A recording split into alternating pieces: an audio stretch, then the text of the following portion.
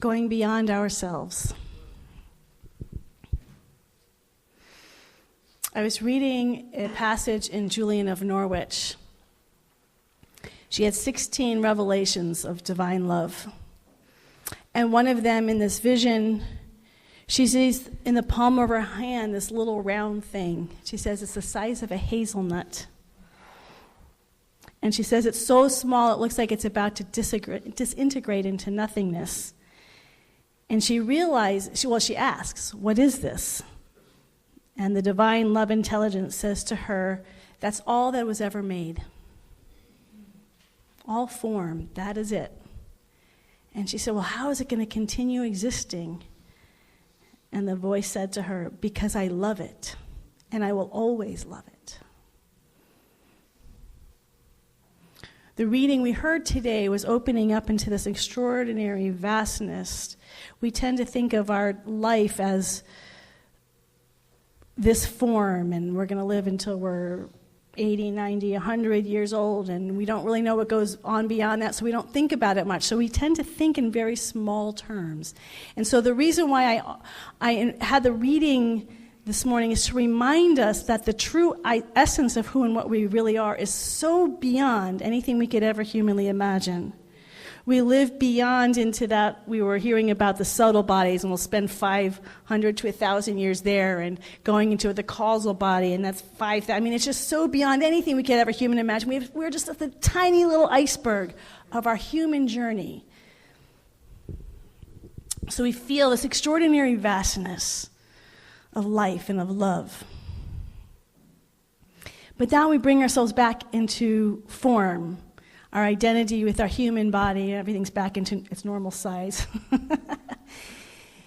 And one of the things we've been talking about this month is about our uniqueness.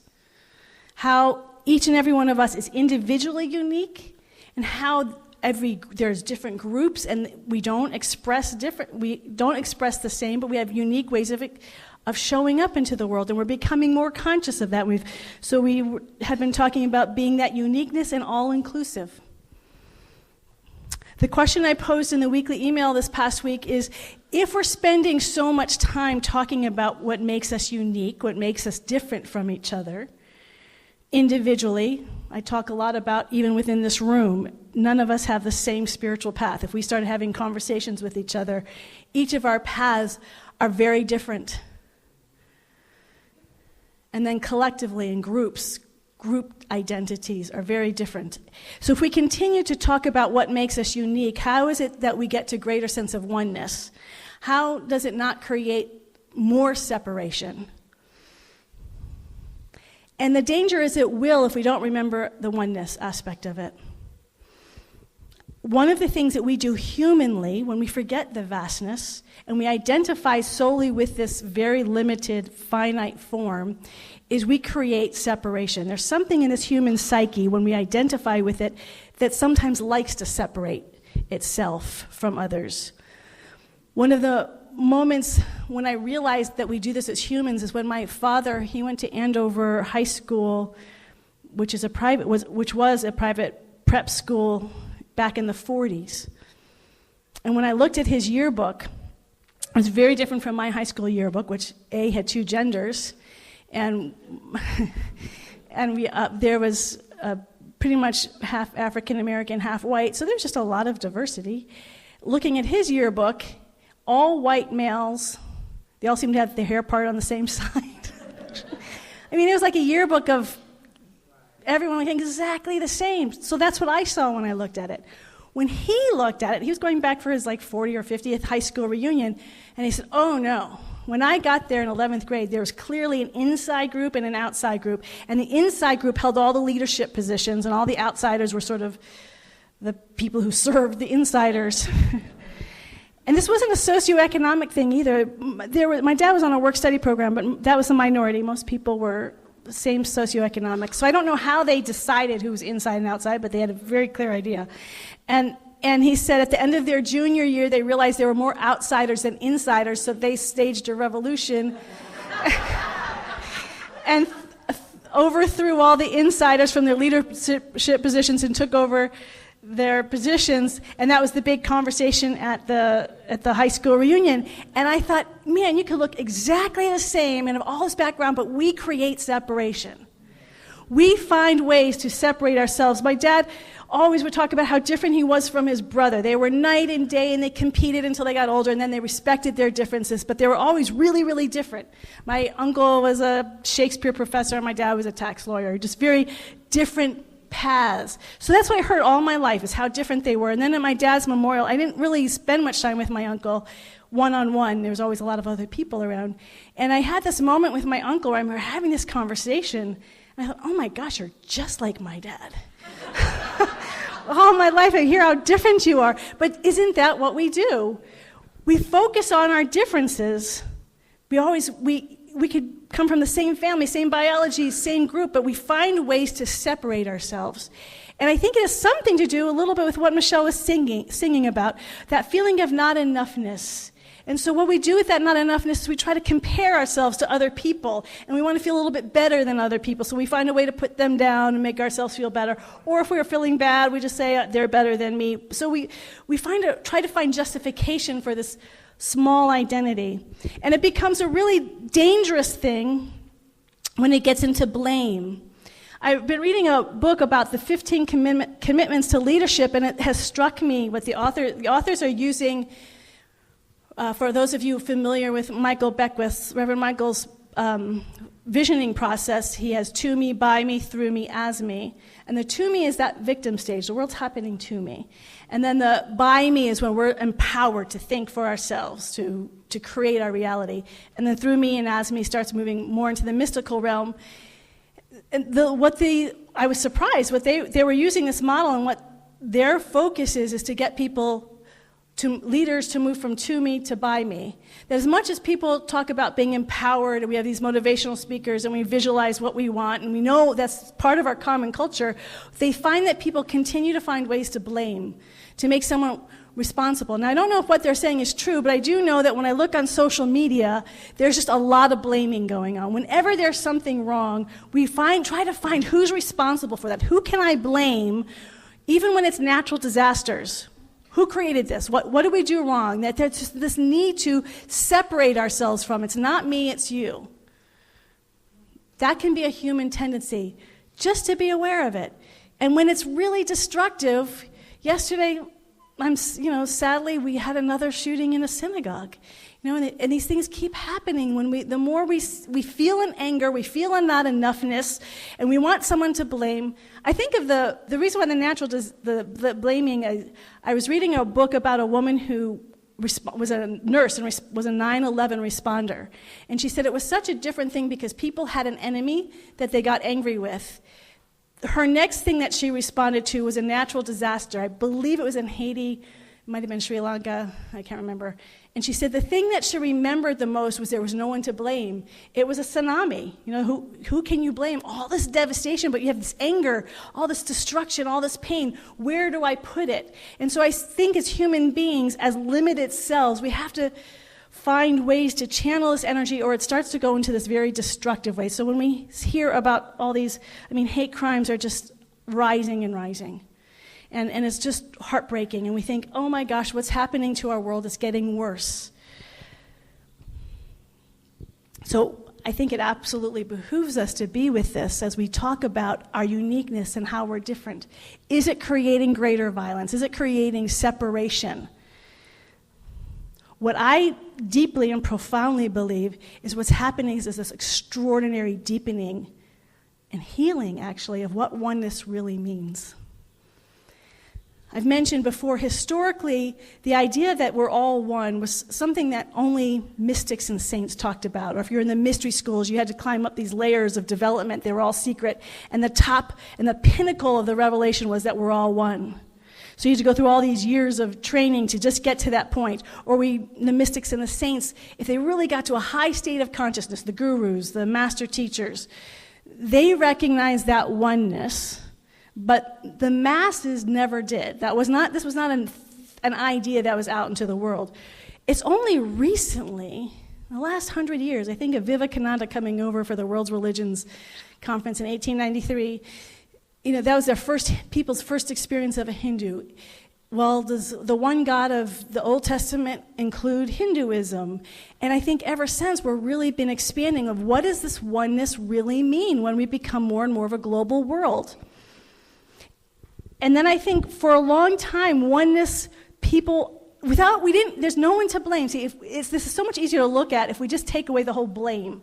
There's no one to blame.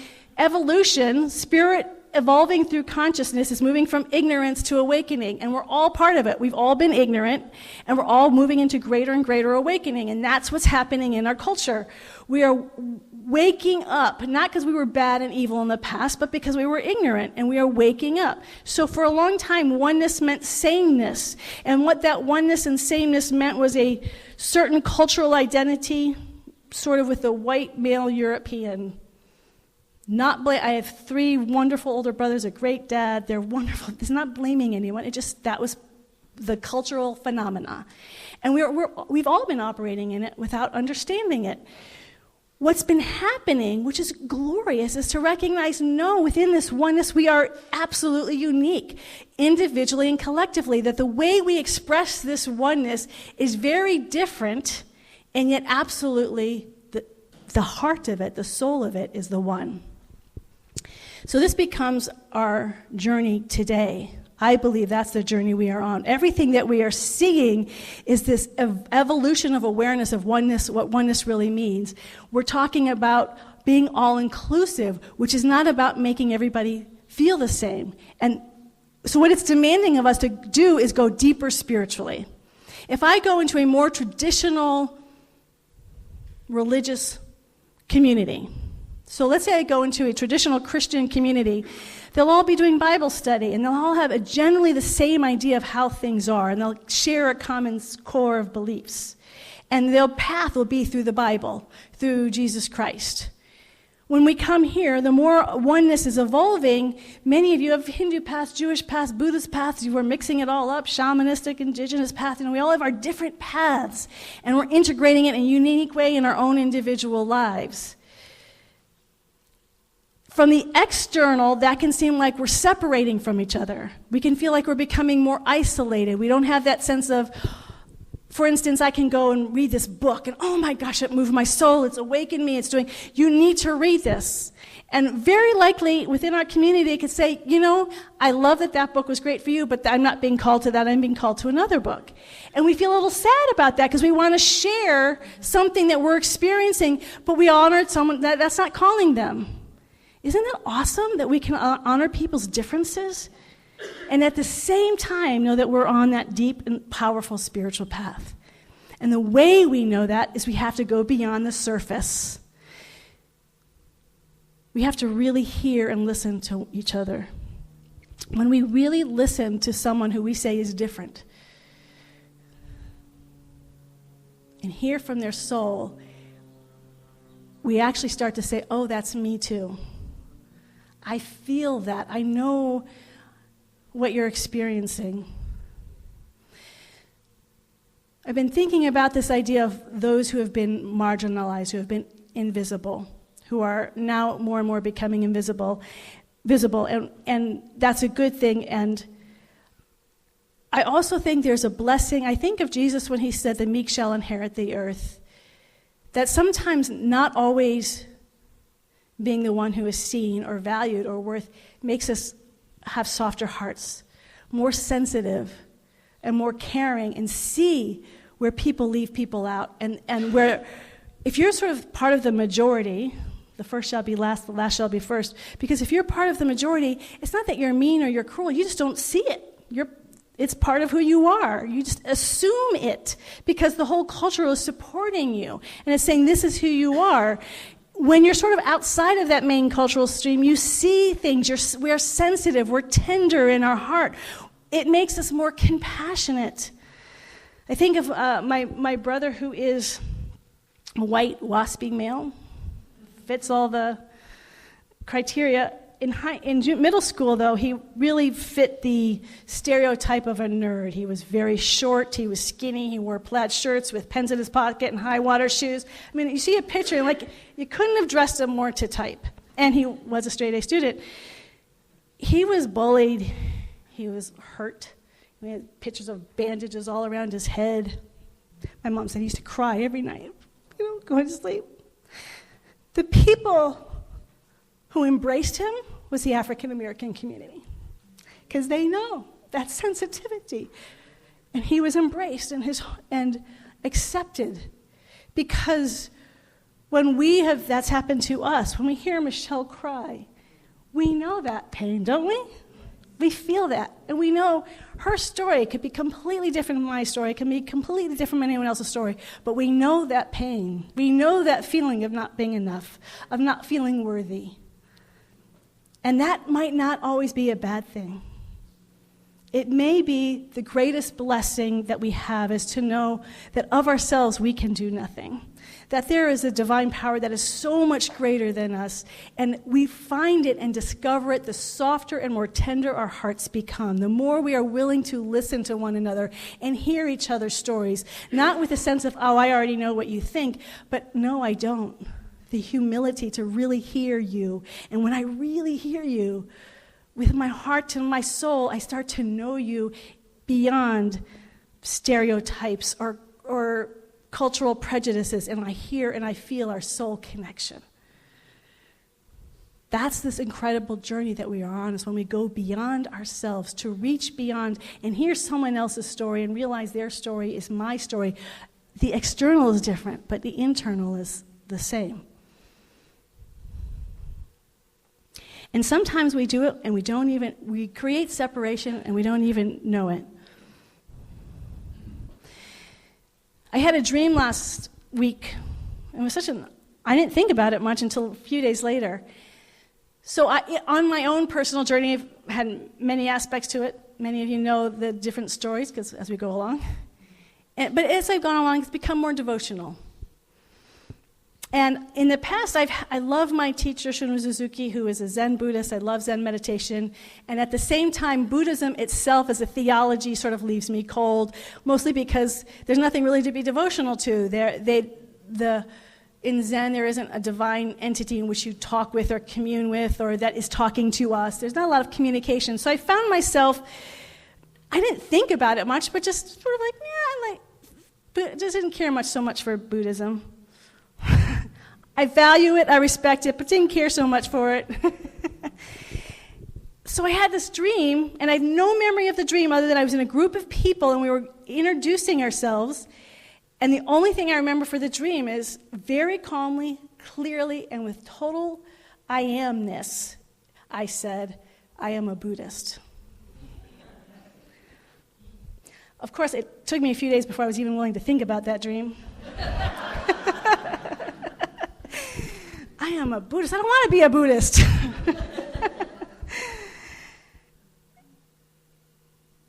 The divine is healing our separation. Interestingly, when I read that experience with Julian of Norwich about the hazelnut and the universe, I remember being with Reverend Michael once in his office. It was just a meeting. We weren't talking about spiritual things, but Reverend Michael is a New Thought teacher down in Los Angeles and worldwide. I don't know if I said his whole name, Michael Beckwith. And he, for me, is one of the most spiritually conscious people I've ever met in my life. And we were just having this meeting, and as we're talking, my identity is moving far, far beyond my body-mind identity. It's expanding and expanding and expanding. Oh, and I should say, when I went into the meeting, I was on staff at Agape, I had issues. There were problems within the staff that I was unhappy with, and he wasn't addressing. And the meeting wasn't about that, but I was going to sneak it in there. So I came in with an agenda, I admit. And so we're talking about the other stuff, and we're expanding into this state of just beyond. And it's so freeing and so joyful. And suddenly I saw all those huge problems, all those places of separation and frustration as tiny little ants. And I thought, I can't believe I was even worrying about those things. No wonder he addresses it the way he addresses it, because he's living way out here, and I was living as the tiny little ant stomping my finger. And that, Reverend Michael's practice is a Buddhist practice. It's mindfulness meditation. And I find when I'm with him, it's effortless for me to go into that state. And I'm like, oh, I am a Buddhist. And Julian of Norwich is having the exact same experience. And she's very identified with being Catholic. Two separate religions, but when we go into what is true and what is real, we find our oneness. When we move beyond our ego identity, we include it. I love the concept, we transcend and we include. And so as we're talking about our uniqueness and allowing the fullness of our expression to shine, it is shining within the context of this ever-present, infinite, transcendent that includes all uniqueness, that carries us all together. The image that has shifted for me, one of the Zen sayings that I love, is that all concepts, all ideas are fingers pointing at the moon, but they're not the moon themselves. Have you heard this expression before? So whatever your theory is or concept of God is, it's a concept. But the thing itself, when we actually experience it, it's beyond concept. So they say the finger is the concept, the thought, the idea, but the moon is the thing itself. I've always loved that. Until recently, I was thinking, my problem with it is A, there's only one finger pointing at the moon. And the moon's so far away. It's like, talk about separation. So I would prefer the hand. And that if the hand is what we normally call the moon, is the source of all life. And then we have all the fingers as paths of all the unique ways of expressing this one life. So the fingers look separate from one another, right? So that's what happens. And then you think of Shiva with the many hands. So there's as many hands as there are people. There's one hand, there's one palm with all these, I know that'd be an odd looking, but a lot of fingers. Or whatever, a hub of a wheel, you talk about the wheel and all the different spokes. The more we are identified with a spoke than the center, than the hub, we're going to experience separation. And then when we're in pain, what are we going to do? We're going to start blaming these other things that we feel separate from. But the more we identify and start with and lead with, there's only one power, one presence. Do you know what a miracle it is? That all over this world, people say regularly, every day, there's one power, there's one presence. That's never happened before in history. All over this globe, people begin their day with prayers. There's only one power, one presence, and it's in, through, and as all life. There are no limits, there are no boundaries. We are all one here and now with the earth, with the plants, with the minerals, with each other, that it includes everything that is and is beyond everything we could ever know, and that this is who we are. Isn't that extraordinary that we're calling forth this consciousness and we lead with that? So when we lead with that and we're standing in that, then we can delight in all of the fingers. We can say, yes, that is a beautiful, beautiful, beautiful, beautiful, beautiful. And we celebrate it, and we feel more of ourselves, because the truth is, when we're identified here, we are all of those things. And if I think that I'm not, that's why I love that. It's like Spirit just gives me lessons. I didn't even know that I was if someone said, you're against Buddhism, I'd be, no way. But there was that subtle little, no, I'm not a Buddhist. And Spirit's not going to let us stay there.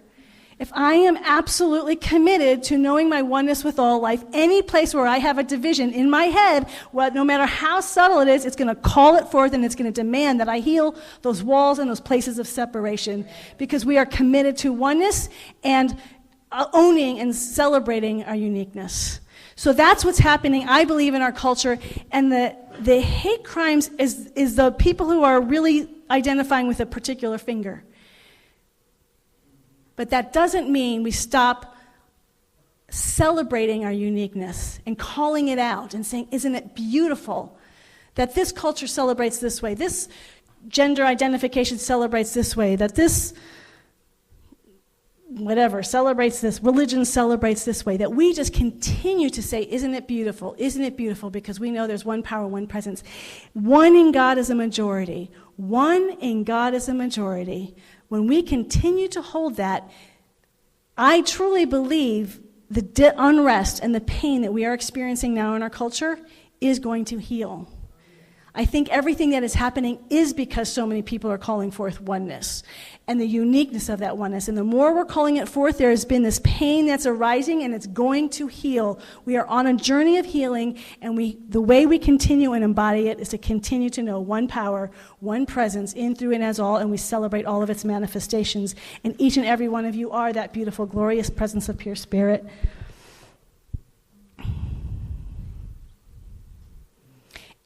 I'm just going to share, because I always feel like if things happen in my life, it's because Spirit wants me to share it on Sunday, so I am.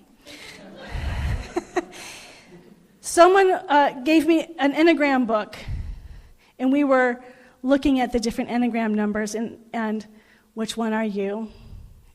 And it's just like Myers-Briggs astrology. We tend to lean towards one. So I'm taking the different tests, and I had pretty equal high scores in 4 of them, and apparently I'm supposed to pick one. And I said, no, my goal is that I'm going to have high scores in all 9 of them by the time I'm done with this life.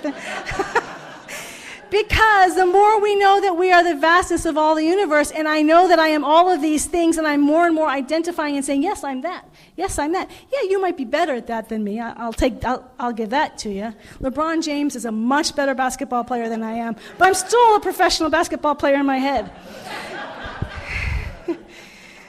Oh, I'm sorry. I forget I'm in San Francisco. Steph Curry. Sorry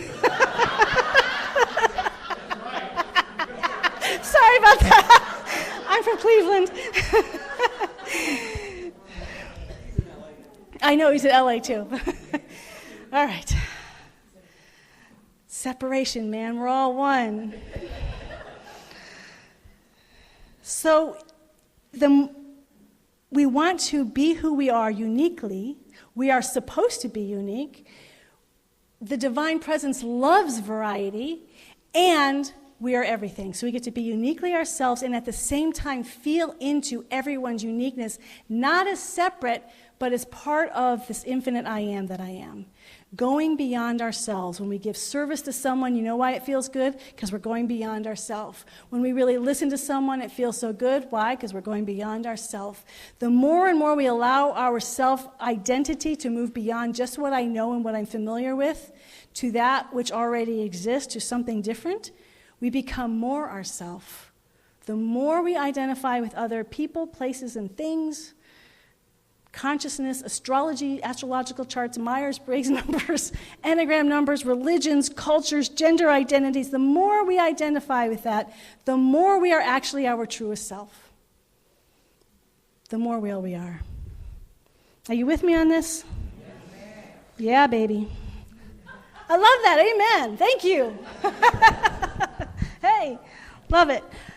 So in this wonderful consciousness, let's pray. Let's remember again and again, knowing that our prayers in this that's happening in this community, that's happening all over the place, is absolutely having an impact on this world, that everything in this world is happening because of all these people remembering the magnificent truth that there is only one power, one presence. Not 2, not 3, not 4, but one that is infinite. It is infinitely good. Where there is no opposite, it is always for its own creation. All that is made is good because I love it. Each and every one of us here and now is a miracle of the divine presence of pure spirit. We feel and know this divine presence that transcends anything we could ever humanly conceive, and yet it is closer to us than our very breath. It breathes us, thinks us, feels us in a way that we cannot control when we allow ourselves to surrender completely to its full sway as every atom and cell of our being. We allow ourselves to be consumed by this infinite love intelligence of the universe. We allow it to take us over and delight in itself in us. We feel that delight. We feel that oceanic delight washing over us breath by breath and every space in between. It is happening now. There's no more spirit, there's no more love in the future than there is right now. There's no more spirit or more love in the past than there is right now in this very room, in this very moment, inside your heart. The infinite love intelligence of the universe is calling itself forth into consciousness through and as each and every one of us. We are getting our needs met. The questions that we have are being answered even now. We feel into the infinite goodness of God that is always giving of itself. And as it is giving itself to each and every one of us, it is pouring through us as we give ourselves to each and every person with whom we come in contact. We give them our heart. We give them our care. We give them our tenderness. We give them our listening ears. We are willing to open and see things from a new way and a new light. Every uniqueness is a gift, and we celebrate the gift of God that has been given to us each and every moment of every day with every person with whom we come in contact, with every situation and condition. It's another way to know the divine presence and power. We are changing the planet through this consciousness, and it's happening here and now, right here, right now, as each and every one of us in this room. Thank you, divine love intelligence. Thank you, divine Mother, Father, God, infinite creator and creatus. I am so grateful for the power of good, the power of love, the power of joy that is alive, awake, and aware as each of us now. It is everything. This oneness, it is everything. It is everything. It is everything. Thank you, thank you, thank you, thank you, God. We release this word into the law of life, knowing that as we have spoken it, it is already done here and now. And if you are in agreement with me, I invite you to join me now in saying, and so it is. Amen and amen.